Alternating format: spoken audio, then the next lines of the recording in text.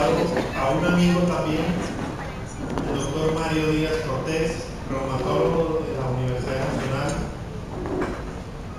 En este momento, reumatólogo del Hospital Universitario de la Fundación Santa Fe de Bogotá y coordinador del programa de ecografía muscular genética de la Facultad de Medicina de la Universidad de La Sabana, uno de los primeros ecografistas reumatólogos que tenemos en Colombia y de los más exitosos, ya con publicaciones y todo, ¿verdad, Mario?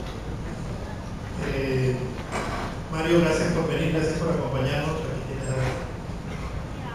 Muchísimas gracias, Elías. Realmente es un placer estar con ustedes aquí. Como decía, el seminario de biosimilares, sí o no, pues todos somos amigos. Por parte de todos, la valoración de esta charla ya tiene un sesgo. Y aquí está nuestro amigo Mario, que es el experto en sesgos y en epidemiología. Para mí es un placer estar en Barranquilla y es un placer compartir la elaboración de esta charla con mi esposa, que es una periodista que me ha ayudado en la técnica para realizar, como está de moda ahora, mínimamente invasiva, la biopsia de glándula salival, y mi hija María Carolina Díaz, egresada de la Universidad de La Sabana, y él me colaboró para la realización de los estudios ecográficos. Solamente es un estudio ecográfico, así que por ese lado no va a haber sesgos. Bueno, empecemos con la definición de síndrome de Sjögren como una enfermedad autoinmune que es bastante frecuente, que tiene manifestaciones sistémicas, pero que su sintomatología más prevalente es la cetostomía y la cetostamina. Y de ahí la justificación realmente de tratar el tema, porque lo que pienso ejemplificar en 3 casos clínicos de la vida real es cuándo debemos hacer ampliación del estudio del paciente que nos consulta por cetostomía o por cetostamia, y no olvidarnos de que la entidad como tal tiene manifestaciones sistémicas, las cuales entran en un amplio diagnóstico diferencial y que no podemos dejar pasar por alto. El ojo seco es uno de los principales motivos de consulta en oftalmología. 10 millones de norteamericanos consultan al año por esta sintomatología, pero ojo, no todos los ojos secos son síndrome de Sjögren, y apenas la cuarta parte se puede rotular como síndrome de Sjögren. Y la frecuencia de la entidad pues obviamente varía dependiendo de la población que decidamos estudiar. De todos modos, el diagnóstico comienza de la anamnesis clínica y la parte clave está dada por la cetostomía, por la cetostamia, y que ocurre en el 95% de los pacientes. La presencia de síntomas sí que tiene un cuadro predictivo, como pueden ver ustedes, variable, pero que en algunos casos es importante, y la ausencia, tal vez lo más importante, tiene un factor predictivo negativo alto. Es decir, el paciente que no tenga síntomas Zika, lo más probable es que no tenga síndrome de Sjögren, aunque hay algunas excepciones a veces. Más que todo en la percepción de los síntomas por la parte del paciente, pero en general esa es la regla. Obviamente, el síndrome de Sjögren es una de las causas del síndrome seco, por lo tanto, siempre tenemos que tener en cuenta diagnósticos diferenciales y dentro de ellos la sequedad inducida por medicamentos, que hay una de las listas que pueden ustedes apreciar de los diferentes fármacos que se pueden asociar a síntomas secos. El primer caso clínico es una paciente de sexo femenino de 40 años de edad que es remitida por oftalmología por sensación de mugre o vasculita en los ojos de 3 años de evolución. Dicho sea de paso, como ustedes pueden darse cuenta, en la vida práctica cotidiana el síntoma llega, pues el paciente no llega ya con una evolución larga de sintomatología. ¿A qué se deben atribuir estos síntomas? A su ocupación y a contaminación ambiental. Sin embargo, cuando el oftalmólogo le hace un examen cuidadoso, documenta que la litis Zika, y ese es el motivo principal por el cual decide remitirlo a reumatología. Hagamos aquí un breve paréntesis. El ojo seco es la manifestación ocular más prominente, tiene muchas formas clínicas de manifestarse, como ustedes pueden ver aquí, y también de complicarse. De manera que cuando nosotros estamos haciendo el diagnóstico, estamos previniendo una gran cantidad de complicaciones. Pero Para poder saber cuál es el paciente que debe ser remitido al reumatólogo o al internista, tenemos que tener en cuenta la clasificación del ojo seco, y hay dos formas de ojo seco: el ojo seco por deficiencia acuosa y el ojo seco evaporativo. Nos interesa el ojo seco por deficiencia acuosa, que se clasifica en ojo seco con síndrome de Sjögren y sin síndrome de Sjögren.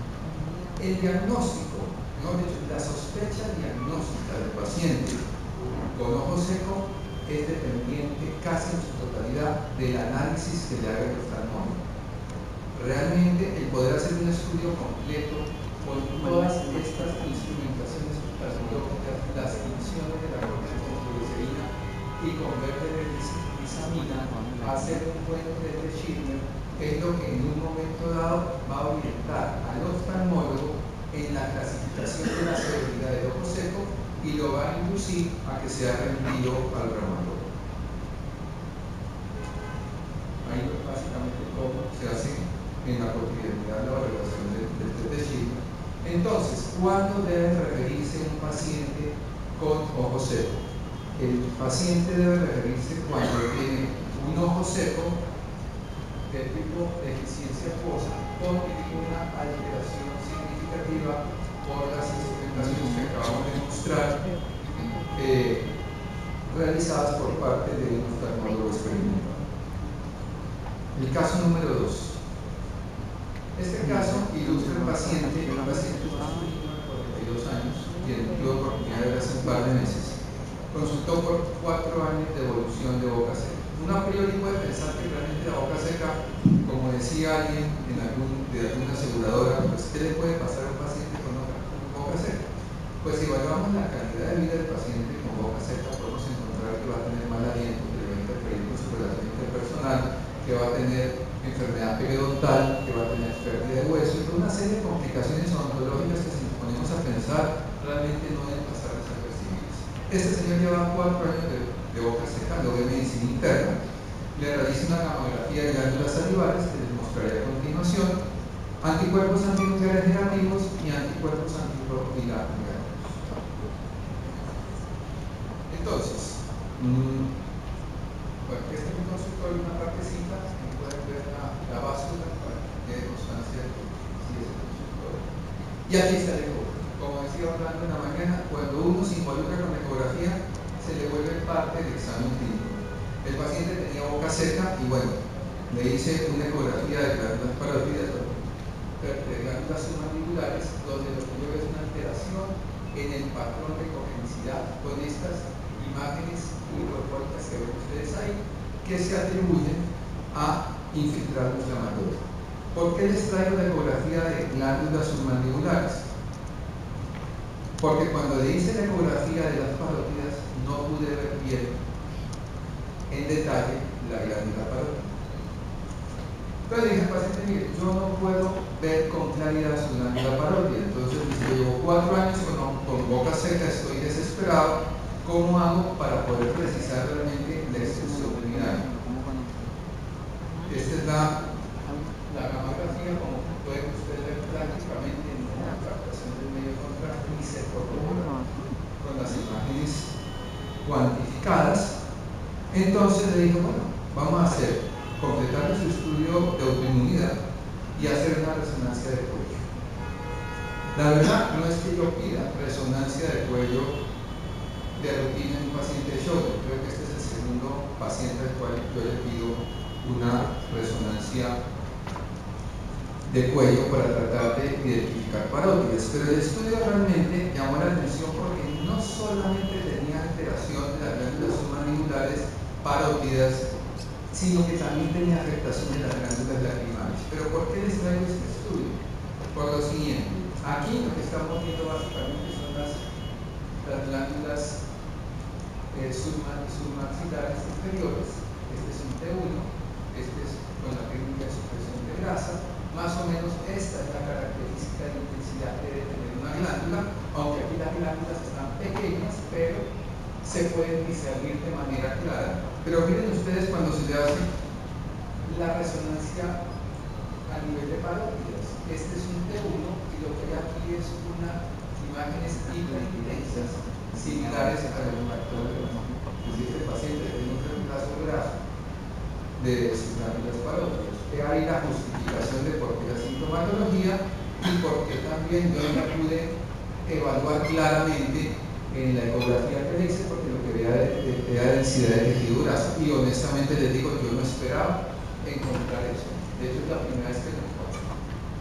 Y esto le genera a uno también muchas inquietudes, muchas de ellas donde la evidencia tampoco le da a uno claridad, y es qué hacer de tratamiento en este caso. Pero bueno, yo pienso que eso puede ser la justificación para que cuando lo hizo aquí le dan el plan y hablamos de tratamiento de shock hiperresales. Entonces miren ustedes cómo realmente hay un reemplazo graso en las glándulas parótidas, no así en las glándulas submandibulares. Entonces el diagnóstico del paciente pues, es un síndrome de Sjögren. Sin embargo, decido de todos modos hacer la biopsia de glándula salivar. Esta es la incisión que normalmente hacemos, no ponemos punto. Y le sacamos dos especímenes, este es uno del paciente y el otro es el que fotó. Y la biopsia, esta no es la biopsia del paciente, pero ilustra el informe de un severo compromiso linfoplasmocitario en las glándulas salivales. Es un paciente con un síndrome de Sjögren severo, el cual tenía como única manifestación boca seca, no tenía manifestación clínica de ojo seco. ¿Cómo es el rendimiento de los estudios para evaluar la serostomía? Varía muchísimo dependiendo la época del estudio, dependiendo el tipo de imagen que estudiemos, pero la ecografía realmente está teniendo cada vez una importancia mayor por la facilidad de realización y porque mejora bastante el desempeño de los estudios clasificatorios cuando a ellos se les adiciona la ecografía. Sin embargo, nosotros usualmente utilizamos la ecografía, resonancia totalmente inmolar de rutina y últimamente la ecografía desde que estoy involucrado con esa herramienta de diagnóstico. La biopsia sigue siendo el elemento diagnóstico o el estándar realmente.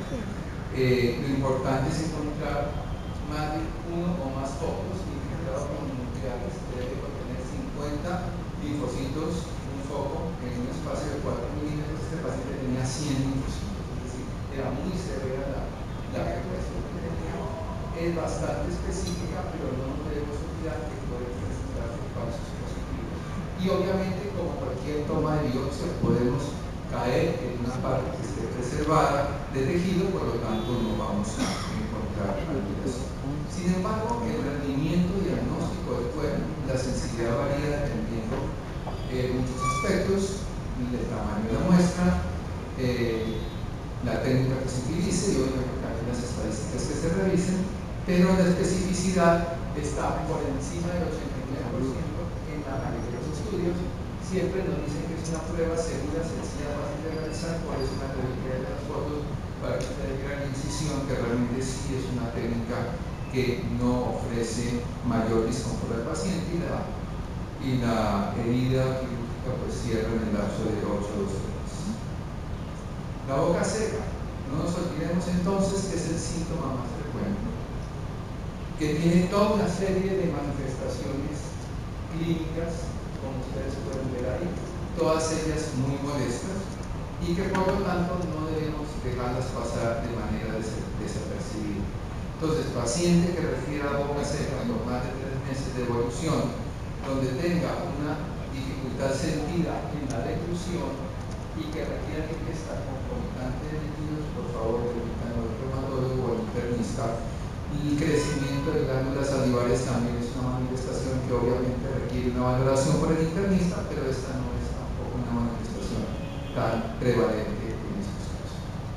Y el último caso se trata de una paciente de 58 años. En este caso es para que recordemos las manifestaciones sistémicas de la inmunidad y tengamos siempre en mente que el factor reumatoideo positivo no es sinónimo de artritis reumatoide, como ocurrió en este caso, que la paciente fue requerida por diagnóstico de artritis reumatoide y por biopsia corroboramos que tenía un síndrome de Sjögren, además de una anamnesis compatible. No nos olvidemos que como cualquier enfermedad autoinmune sistémica, da síntomas generales. Puede asociarse también a depresión, disturbios del sueño, síntomas articulares y musculares, y tiene como comorbilidad asociación con fibromialgia. Aquí nuestro experto es el doctor Carlos en fibromialgia, donde le referimos de Bogotá a los pacientes a él y fibromialgia. Muy bien, no nos olvidemos. El compromiso sistémico, afectación de piel, afectación articular de manera importante, compromiso pulmonar, como seguramente escribió el doctor Medina, compromiso cardiovascular, es decir, de una vez ya ustedes van viendo que realmente la enfermedad es bastante continuada. Compromiso hepático, compromiso de páncreas, compromiso renal inclusive, más que todo por la enfermedad renal intersticial, y compromiso de sistema nervioso periférico, lo cual si lo buscamos lo encontramos y es una manifestación predominante. El laboratorio muestra una cantidad de alteraciones, hipergamaglobulinemia en el 80% de los casos, la positividad de los autoanticuerpos específicos PRO-beta, el factor reumatoide y los anticuerpos antinucleares.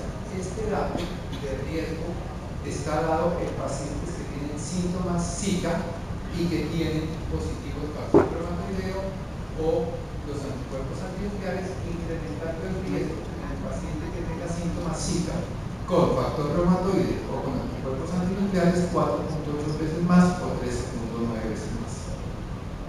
Finalmente, los anticuerpos antinucleares son de utilidad sobre todo para discriminar con personas que no tienen enfermedad del tejido conectivo o personas sanas, pero no tienen una buena capacidad discriminante en relación con las otras enfermedades del tejido conectivo. Eso ya nosotros lo sabemos, pero ojo con lo que les acaba de decir hace un rato. Paciente con síntomas psíquicos que tenga posibilidad de factor reumatoideo o anticuerpos antinucleares, hay que estudiar el síndrome de Sjögren porque tiene un riesgo incremental. Aquí están los criterios, solamente los criterios los traigo a manera de información.